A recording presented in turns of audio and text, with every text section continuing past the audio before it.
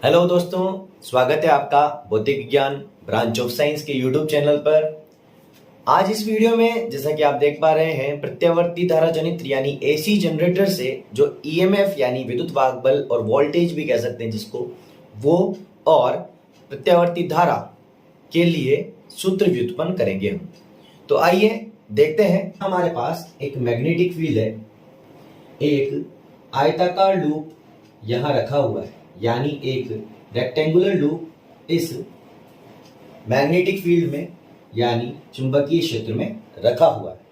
तो area vector है वो थीटा एंगल पर, यानी मैग्नेटिक फील्ड के साथ में इसका एरिया वेक्टर जो कि ए इस डायरेक्शन में होगा। ये रेक्टेंगुलर लूप में एन लूप्स हैं। कितने लूप्स हैं? एन लूप्स हैं।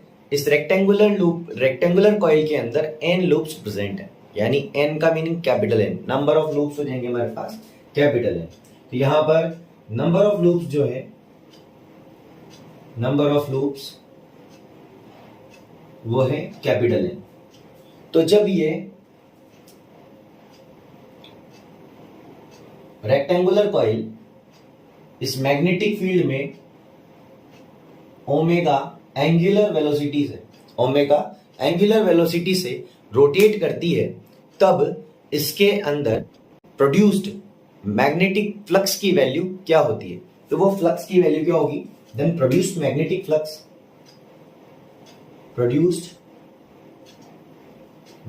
Flux by N loops. N loop से प्रोड्यूस होने वाला magnetic flux phi is equal to N B dot A हो जाएगा। और यहां जब हम इसको डॉट प्रोडक्ट को हटा देंगे तो यहां लगाएंगे, हम अप्लाई करेंगे कॉस थीटा। ठीक है, तो यहां से हो जाएगा हमारे पास N B A cos theta. अब ये लूप यानी rectangular coil omega angular velocity से मूव कर रही है, इसलिए इस थीटा की वैल्यू एंगुलर वेलोसिटी के फॉर्मूले से हम यहां पर पुट करेंगे। तो आइए देखते हैं उसकी वैल्यू क्या होती है।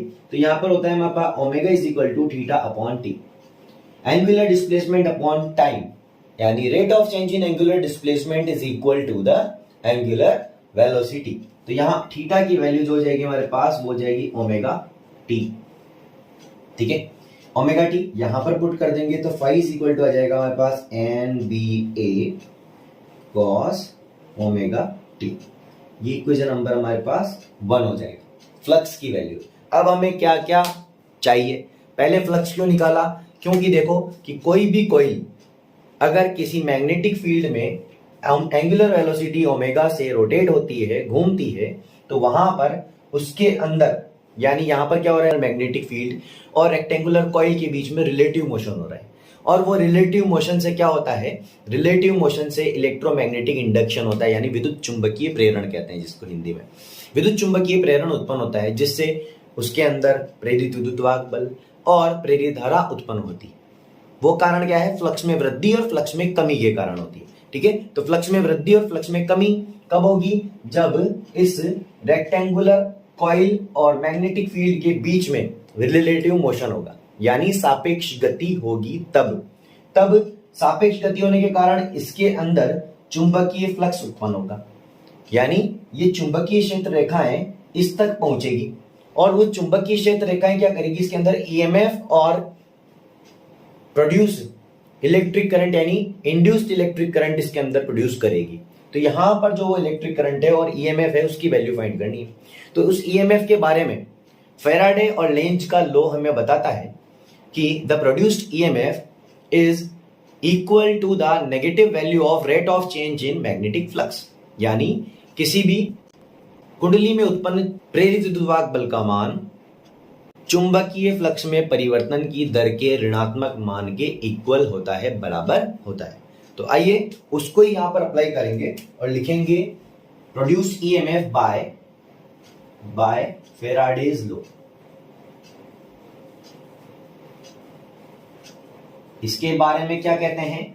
E इज इक्वल टू, यहां पर E कैपिटल E भी लिख सकते हैं, E is equal to minus d phi upon d T.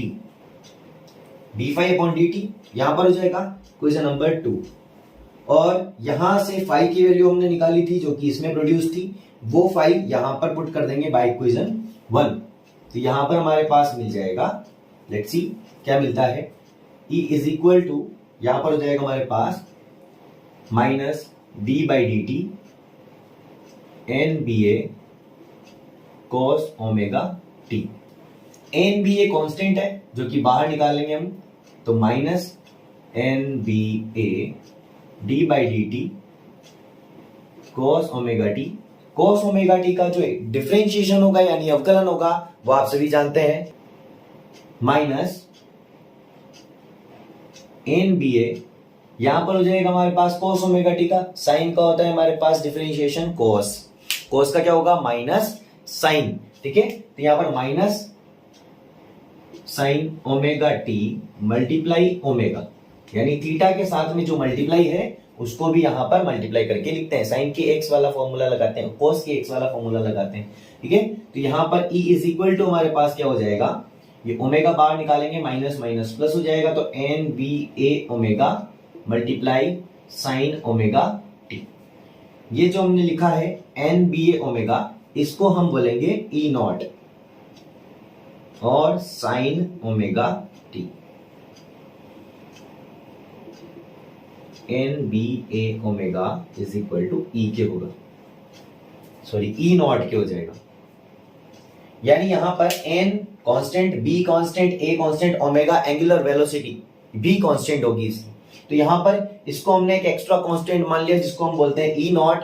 और ये ई नॉट क्या है, ई नॉट हमारे पास इंस्टेंटेनियस ईएमएफ होता है। क्या होता है, इंस्टेंटेनियस और पीक ईएमएफ कहलाता है, यानी शिखर मान वोल्टता हिंदी में। तो ई नॉट क्या है हमारे पास, यहां पर ये प्रत्यावर्ती मैक्सिमम वैल्यू, मैक्सिमम ईएमएफ, ठीक है। और ये जो हमने निकाला है उसको बोलेंगे हम प्रत्यावर्ती वोल्टता, यानी alternate current, alternate voltage, AC voltage, ठीक है। अब हमें चाहिए आई की वैल्यू, यानी इलेक्ट्रिक करंट। कौन सा इलेक्ट्रिक करंट, जो कि इसमें इंड्यूस हो रहा है, इंड्यूस्ड इलेक्ट्रिक करंट, जिसको बोलेंगे हम अल्टरनेट करंट, ठीक है ना। तो अल्टरनेट करंट की वैल्यू फाइंड करेंगे, तो यहां से बाय ओम्स लो,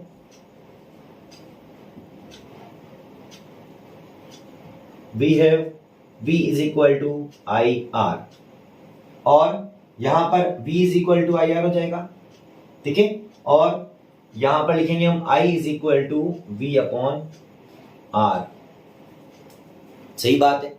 यहां पर हमने जो वोल्टेज की वैल्यू निकाली है वो है E, तो यहां V की जगह हो जाएगा E, तो यहां इसको लिख सकते हैं E upon R. I is equal to E upon R में वैल्यू पुट कर देंगे इस वाली इक्वेशन से, तो यहां पर मिल जाएगा हमें, देखें I is equal to E naught sine omega t upon R. यहां ई नॉट अपॉन आर जो हमारे पास लिखा है ये बन जाएगा हमारे पास I naught sine omega T. यहां पर हो गया हमारे पास E naught upon R is equal to I not.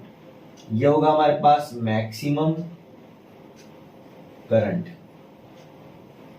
ठीक है। और ये हो जाएगा हमारे पास प्रत्यावर्ती धारा, यानी अल्टरनेटिंग करंट, और वो भी कौन सा, इंस्टेंटेनियस, इंस्टेंटेनियस करंट। तो आई होप आपको ये वीडियो अच्छी लगी होगी, और अगर आपको ये वीडियो अच्छी लगती है तो आप चैनल को सब्सक्राइब करें और बेल आइकन को दबाना ना भूलें। Thank you.